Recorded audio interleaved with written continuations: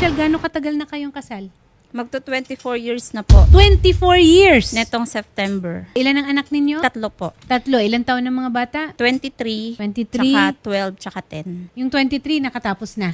Ano po, ay elementary lang. High Hindi, school. 23 years old. Yung 23 years old. May ano na po, may anak na po. May anak na rin yun. Okay. Pero nakatapos ng pag-aaral yun. Opo. At itong si Mister naman, during that time, may pagkakataon ba na nagkahiwalay kayo? Hindi po. Nahulihan mo ba naman siya ng hindi magandang ginagawa nitong mahigit 20 years ninyong pagsasama? Yung sa una namin pagsasama, ako lang po yung nagtatrabaho. Mm. Tapos nung simula nung napasok siya ng barangay, ayun na po. Ano ba ang trabaho niya sa barangay? Deputy XO. Barangay deputy. Ano sa ba mga ang- tanod po. At nung naging deputy na siya, Ayun na po. nagkaroon na ngayon ng hindi magandang... Hindi mga lang po ilang nangyayari? beses yan. Marami po halos lahat ng mga babae sa barangay. Naging ano niya. Ha? Kailan mo huling nakausap? Magkasama po kami sa bahay. Hanggang ngayon? Apo. Pero hindi po kami yung okay. Hindi kayo nagsisiping? Hindi po. Okay, para lang sa mga bata Apo. na nandyan. So ano ngayon ang gusto mong mangyari kay Mister? Alam ba niya nandito ka? Hindi po. Hindi niya alam na nandito ka. So ibig sabihin kagabi, magkasama pa kayo? Ma'am, papasukin na po natin si Sir Michael Rodriguez, no? Okay. Nasa studio po natin yung Makakaharap mo mister siya po ngayon ninyo. para harap-harapan na mag-usap kayo. Huwag Apo. lang magbatuhan, ha? Eto na. Magandang hapon sa iyo, Michael. Magandang hapon. Magkaharap pa ngayon. Mahinahon muna tayo mag-uusap, ha? Michelle, ano ang gusto mong sabihin kay Michael na hindi mo nasabi nung kayo ay magkasama sa iisang bahay? Siyempre po, gusto ko sana magkaayos pa kami para sa mga anak namin. Kaya lang pinipilit niya na maghiwalay na kami kasi nga may anak na daw siya. May anak na siya sa iba kasi hindi na din daw niya ako mahal. Nagsasama lang kami dahil sa mga bata. Pero ang gusto mo sana ay huwag masira ang inyong... Oo, wag masira kasi naawa ko sa mga anak ko. At saka po yung agreement po namin sa may barangay, pumayag na po ako na susustentuhan niya yung anak niya sa iba. Kailang kinabukasan po, nagkita ulit sila. Pumunta siya dun sa bahay. So umabot na pala ito sa barangay. Opo. Okay. So ang pag-aayos ninyo sa barangay ay magsasama kayo ulit pero ititigil na ni Mister yung pagpunta doon pero magsusustento. Opo. Ayun po yung agreement namin. Kasi Okay. po nagkaanuhan kaming dalawa. Lasing siya. Pinaputukan niya kasi ako ng baril. Uy. Sa likod. Uy, Yung sinasarado ko na yung pinto. Michael. Tapos nung ikakasa niya yung pangalawang hindi na niya pinaputok. At bigla na siyang tumakbo. Doon na siya nagtago sa bahay nung kabit niya. Michael. Hanggang sa dire-diretso na Po, ma'am. bigyan ka namin ng pagkakataon na magpaliwanag naman at bigyang linaw itong mga akusasyon sa'yo Opo. ni Michelle. Ano naman ang masasabi mo? Yung nga po, may usapan po kami sa barangay. So sandali lang, establish Apo, natin. May anak ka nga sa iba. Opo, ano lang po nung 18. Sino naman itong inanakan mo Tapos si Regine po, Regine Carri. Dati namin CCTV operator. sa ng barangay? Pero umuwi ka pa rin kay Michelle. Opo. Sa motel po yan. Naano niya po yung yung account ko po. Nakuha niya. Opo. Okay. Michael, anong gusto mo ngayon mangyari? Meron pala kayong kasulatan na. Napatawad ka na pala sana eh. Biro mo, may 3 kang anak. May mga apo ka na nga. May apo ka na nga eh. O nagbibinata ka ulit. Yun po, ma'am. Dati pa po, sinabi ko na sa kanya na maghiwalay na nga lang po kami. Hindi pa po nangyayari yung ngayon. Kaso lang ayaw niya pong pumayag. Sabi ko, magkaroon na kaming kasulatan sa barangay. Tapos yung mga anak ko na lang ang sustentan ko naman yung mga anak ko. Pero yung sa amin dalawa, gusto ko sanang itigil na po namin. Dahil hindi ko na po siya mahal talaga eh. Hindi pa po nangyayari yung ngayon. Matagal na po yun. Actually, gusto ko sanang usisain ito at tanungin, paano ba na papatigil ang pagtibok ng puso at masabi na hindi mo na mahal? Anong nangyari? 24 years kayo. Kailan mo na tanto na wala ka ng pagmamahal o nararamdaman para kay... Matagal na po talaga po yun dati. may anak pa kayo, 23, 12, tsaka 10. at saka 10. Simula po yan, ma'am, nung pumasok yung Regine. Kasi pag naghihiwalay sila, okay naman, wala na po. Tapos babalik ulit yung babae, sila ulit. Hanggang sa pag yung nag-aaway kaming dalawa, doon siya nagpapa-comfort sa babae. Kaya po ganon. Wala itong asawa? Meron po. Kasal din po. Kasal Hindi din? po. So, May 3 anak din siya. Sinira niya po yung pamilya niya dahil sa kanya. Kesa po lagi kaming away ng away. Sasama na lang kami ng puro ganun lang. Araw-araw po yun. alam niyo ba na pwede kayong kasuhan? Opo, sinabi ko naman po sa kanya sa barangay, nung nagharap po kami sa Bausi. Proud Sabi ko po sa kanya, siya. kasi po karapatan niya po yun eh. Hindi ko po pwedeng yung karapatan niya yun na sampahan ako ng kaso. Oh. So ako handa na ako naman po tanggapin niya kasi nagawa ko naman po talaga yung kasalanan na yun. matatanggal ka sa barangay XO mo. ayun po, Lalo na yung doon sa kailan ba nangyari yung pagpapaputok ng baril? Nung December 20 yata. May ano po ako dito, yung sa agreement namin. So, bago lang ito nangyari, Apo. Shari, ha? Bago lang ito nangyari. Pero uulitin ko, ang Wanted sa Radyo ay nandito para maging gabay sana, para magkaayos ang bawat panig, no? Pero ulitin ko rin, hindi rin tayo pwedeng magpumilit, 'di ba? Nasa sa inyo 'yan. Kasi pinipilit ko sana na maging okay kami eh. Kaya lang talagang pinupush niya doon sa babae. Talagang ano. Ano ba ang meron? Tsaka sinasabihan din siya ng mga kapatid niya. Hiwalayan mo na yung kuya. Kasi may kinukonsinti ugali ka kasi siya. Kahit pati sa mga barangay. kapatid ko, ayaw sa'yo kasi may ugali ka kasi. Anong ugali yun? Kasi kung maganda din yung pakitungo nila sa akin, hindi ako magkakaganito. Pag ang Siya na po buong... siyang mapanakal po yan sa pera. Marami pa pong ugali na hindi ko na gusto sa kanya. Kasal lang po kami talaga kaya mahirap po siyang hiwalayan. Hiwalayan ko man siya pero proseso po yun, matagal pa. Kahit nagbibigay ka ng pera, yung sinasahod mo, pinagkakasya ko sa isang buwan. Tapos, Siyempre, yun lang tumutulong Alam mo din naman ako sa sa'yo. barangay, lang. Kaya hindi pwedeng sakaling kita Hindi sa mo pera ganun dahil kalaki ayun ang na yung binibigay mo sa Hindi akin. doon, sa marami kasi nasabi lagi. Wala na akong ginawang tama sa'yo eh. Ano naman na nakita mo dito kay Regine? Bakit naman sa kanya na nahulog ang loob mo? Kasi sigurado ako nung una, 24 years ago, meron ka rin- Mabait po siya, mabait. Naiintindihan niya po ako. baka mamaya dumating ang araw na ganyan rin. Dahil sa mag-asawa, hindi palaging masaya, ha? Sinasabi ko sa inyo yan. Hindi pa pero yun lang po Hindi talaga pwedeng yung eh. pagka nakitaan mo ng hindi maganda, o ayoko na. Next. Ganyan. Hindi po. Ha? Si Regine ba ang una mong nakarelasyon? Hindi po. Kami lang po yung nagtagal ng ganito. Yung So, umabot ibig- sa ganito po. So, ibig sabihin, hindi si Regine ang una niyang karelasyon. Pero gaano katagal na kayo na may relasyon ni Regine? Since nung nagbalikan po kami nung March 2, 2024. 2024, March 2. Pero nagbalikan. So, ibig sabihin, magkarelasyon kayo dati? Opo. Kasi on and off po kami. On and off po. Tapos pinapatawad mo? Opo. Tinatanggap mo ulit? Tinatanggap ko naman po kasi Bumabalik ka kasi naman. sabi niya kasi Hindi po, wala na isang sila. bahay lang po kami. Sinasabi Ayaw niya lang wala po naman umalis. sila. Gusto niya doon ako sa amin. Ano sabi ng mga anak mo? Paano mo ito pinapaliwanag sa mga anak mo na nakikita nila dyan? Actually po ma'am, pati nga yung mga anak ko yung dapat nga na pag-uusap na namin ng dalawa. Minsan ginagawa niya yun nandun yung mga anak ko. Alam mo, Shari, kung minsan kailangan natin na tinatawag na cooling off period, no? Pero maganda sana na may mamagitan para magkaroon ng counseling. Kung ano't ano man, ha? Kung ano't ano man.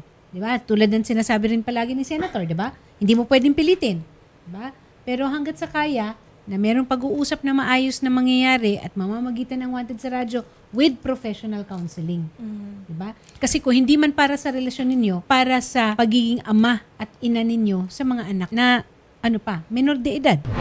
Ang barangay secretary ng Barangay Santa Ana, Taguig City, si Arwin Abella. Arwin, magandang hapon sa iyo. Magandang hapon po sa programa nyo, sa mga listeners, at sa mga viewers niyo po. Yes, Arwin, mukhang itong mag-asawang si Michael at sa Michelle Rodriguez ay nagkaroon na ng kaso ba ito? Actual ba ito na umabot sa lupon at nagkapirmahan tungkol sa sitwasyon nila? Tama ba? Actually, nagkaroon na po sila ng kasunduan sa Bauti nung December 19 pa po last year. Okay. So, nakalagay naman doon na paghihiwalay na sila, hindi na sila magkikita sa kahit anong paraan. And then, may naka-indicate din doon na magbibigay ng sustento doon sa bata ay si Michelle. So, kung magkano lang yung maiaabot niya. Ibig sabihin, si Michael ay hindi na makikipagkita doon sa Kay Regine. So, Oo. merong ganyan na kasulatan. May ganun silang kasunduan sa Okay. Bauti. Tapos, ano nangyari doon? Ngayon, doon sa huling statement nung kasunduan nila, nakalagay doon na si Michelle nga, kapag hindi sumunod si Michael, tsaka si Regine, or kung pag nagkita pa rin sila, itutuloy niya yung kaso. So, magkakaso talaga siya. So, mukhang nandoon tayo ngayon doon sa, sa sitwasyon na yan. Oo, sa hindi sila sumunod sa kaso. Kasi pag ganyan naman po, ma'am, ang stand naman ng barangay dyan, as long as hindi naman naaapektuhan yung trabaho ni Michael, hindi namin masyadong pinapakailaman kasi pag mga personal na bagay. So, unless ang asawa, yung may magko-complain, katulad ni Michelle, magko-complain siya ng personal kay Kap na, o Kap, dahil kami po ay naapektuhan na, naapektuhan na po yung pagsasama namin, baka na po pwedeng tanggalin na natin si Michael. So, pwede naman po yung mga ganong bagay. Lalo na kung magkakaroon ng kaso at kung, kunwari, Yes. sabihin na natin, convicted, because this involves moral turpitude. Yeah, opo, Tama ba, po, Arwin? tama po yan. Lalo na po, kahit hindi naman siya magreklamo, pero the moment na ituloy niya yung kaso, at may kaso na si Deputy Michael, Matatanggal automatic siya. po siya, tatanggalin po siya sa barangay. Okay. So, nandyan tayo ngayon sa Opo, sitwasyon na yan. nandun po kami sa ganung stand din. So, hindi naman din po namin kasi tinotolerate yung mga ganyang bagay, lalo na kapag involve yung empleyado ng barangay. Mukhang dalawa pa nga kasi dating CCTV operator pero actually, wala na. dati po talaga, Oo. ang ginawa namin, yung babae ay tinanggal na namin. Ayan Sunod naman yan pala naman eh. pong si Deputy Michael ay nasuspindi po ng punong barangay namin ng 2 buwan. Sunod, mukhang- nagkabalikan pa rin sila. Pero yung mga ganung bagay, hindi na namin alam na nagkikita Oo pa nga pala eh. sila sa labas eh. Okay. Salamat Arwin ha. Salamat sa sa pagbibigay mo ng linaw. Okay, so naintindihan niyo ba Michael, Michelle, Yes kung po. nasaan tayo ngayon, kung ano estado? So yung kasulatan ninyo obviously na violate, hindi natugunan, hindi napagtibay. So ngayon, si Michelle kakasuhan ka. Karapatan niya po yun, ma'am. Pero yung time na po yun, ma'am, nasa barangay kami, hindi po naman nanggaling sa na sumunod ako sa gusto niya. Naka-blatter lang po yun, tapos pinirmahan ko, yun lang po. Pero hindi, sa bunga ako, hindi nanggaling yun na pumapayag. Sandali lang. Arwin, ano yung Yes. pinirmahan ni Michael? Ba't sinasabi niya na hindi bukas sa loob niya? Hindi po, I mean, ma'am, yung hindi po galing, hindi po ako nagsabi. Kasunduan yun eh. So automatic, Oo. automatic ayon niya man o hindi, kung pumirma siya, dapat siyang sumunod doon. Exactly. Mm. Ha, naintindihan mo Michael? Hindi dahil sa hindi ikaw ang nagsabi, pero pumirma ka, ibig sabihin conforme. Sumasang-ayon ka sa napagkasunduan. The moment na pumirma siya, Oo. automatic kailangan niya sumunod doon. Actually, doon sa blatter, 4 na kategory yon. So, yung una, maghihiwalay na sila ni Regine. Oo. Pangalawa, hindi na sila magkikita. Ang pangatlo, pag nanganak na si Regine, si Michelle mismo ang mag-aabot ng sustento. Sa abot lang ng kaya niya. And then yung pang-apat, wala na silang komunikasyon sa anumang paraan. So, yun yung naging kasunduan nila. Yan. Ano ka ba naman, Michael? Para ka namang hindi nagtatrabaho sa barangay. Yung pagka pumirma ka, ibig sabihin, sinasang-ayunan mo yung lahat ng nakasulat doon sa sa kasulatan na yun. Ganun yun. Hindi na, parang nilagay mo lang yung pangalan mo. Hindi. Ibig sabihin, kung hindi mo matupad yun, Arwin, sigurado ako, napaliwanag naman siguro kay Michael, Yes pag naman po. hindi, Napaliwanag naman sa kanila ng VAUSI officer namin. at saka VAUSI officer pa ang Opo. namagitan sa inyo. Mahal mo pa ba si Michael? Michelle? Sige po, sabihin ko po, mahal ko pa po. Pero sa ngayon, hindi na po yun talagang 100%. Siyempre po, Pero nandyan pa. andyan pa rin po. Kasi Napapatawad mo nga ng ilang beses. Pinaputukan ka nga ng baril. Ayan, pinauwi mo pa rin siya. May license yung baril mo? Di ba, sinurrender ko na po sa CO namin. Saan po? CO, sa Chief of Police ng ano po. Bakit ka nagkaroon nung Wala po, baril? ma'am, iniwan lang po sa akin yun ng isang kaibigan. Ay, sus Mariosep. Ayun pang isa. Kasi yung time po na yun, lasing po ako na makulit pa po eh. Mas matinding kaso yun, ha? Yun, sigura, diretso kulong yung kaso na yan. At saka kailan ba nangyari yun? December 20 December, lang? opo. Oh, Ayan po yung namin agreement. wala pang prescription period yan. Ano ba? Nakakatakot ka naman pakawalan, Michael. Maghunos dili ka. May mga anak ka. At saka, hindi lang anak kay Michelle. May maapo ka pa. Meron po. Tapos ngayon, nagkaanak ka pa kay Regine. Pero si Regine, may anak din. Ilan ang anak ni Regine, Michael? 3 din po. 3 din. Sa una po yun. Alam nyo, ang mga bata, hindi nyo inisip. Yung mga anak ninyo, pati yung mga anak ng inanakan mo. Di pa, yung anak ko po, lagi pong sinasang-alang-alang ko po yung mga anak ko. Hindi ko po siya inaano. Siya lang po, sa kanya lang po talaga. Kasi dati po talagang sinasabi niya, maghiwalay na lang, ayusin namin, maghiwalay po kami ng maayos. Para hindi na kami, kasi nagsasama kami ng toxic na po yung yung relasyon namin. Parang wala rin, useless din po yung Kasama na kami para sa mga bata na lang po. Ako hindi ko naman pinapabayaan ang obligasyon ko sa mga anak ko. Ngayon, dumami na obligasyon mo. Kaya pa ba yun? Pipilitin ko po, ma'am. Wala, no choice pa eh. Talagang kailangan po yun. Mariosep. Siguro sir, kung hindi nyo po siya, let's say, mahal, no? Ano po? Kung hindi nyo na po mahal si Ma'am Michelle, sana po sir, respetuhin nyo na lang po siya bilang nanay po ng anak po niya. Respeto ko po siya.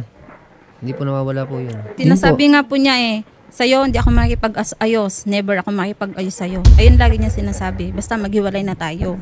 Ayun ang lagi niyang inaano. Tsaka proud pa po siya na ipakulong mo ko, hindi ako natatakot sa'yo. Haharapin ko yung mo sa akin. Tama Siya, naman po siya yun. na nga yung nagkamali. Siya pa yung malakas ang loob na anuhin ako, hamunin ako ng ganun. Hindi ko naman inaano yun na ako nagkamali, di ba? Kasalanan ko nga. Alam ko naman yung kasalanan ako Pinipilit ko nga tanggapin, di ba? Aayusin na nga, di ba? Wala nga Ayoko, hindi lang nga kita mahal, di ba? Sinabi ko sa iyo. Anong ayusin? Palayain ko na daw siya.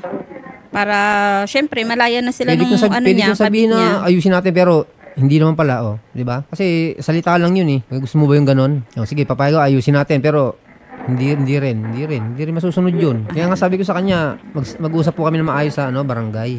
Yung kung ano yung gusto niya, yun naman po, ano ko naman po yung sa mga anak ko. So ngayon talagang pinipilit niya pa yung sarili niya sa akin. Wala na po ako. Pero nakapag-usap po ba kayo lang dalawa? Opo, nag-uusap po kami. Nang mahinahon na mag-usap po kayo bilang nanay at tatay po? Ayun na nga, sabi ko sa'yo, since nandito naman na tayo, maghiwalay lang tayo na maayos. Sa mga bata. Hindi naman ako tatalikod sa responsibilidad ko sa mga bata eh. So maghiwalay tayo para hindi tayo umahantong sa ganito, tapos nagkakasakitan tayo. Lalo nakaraan, di ba? Ano nangyari?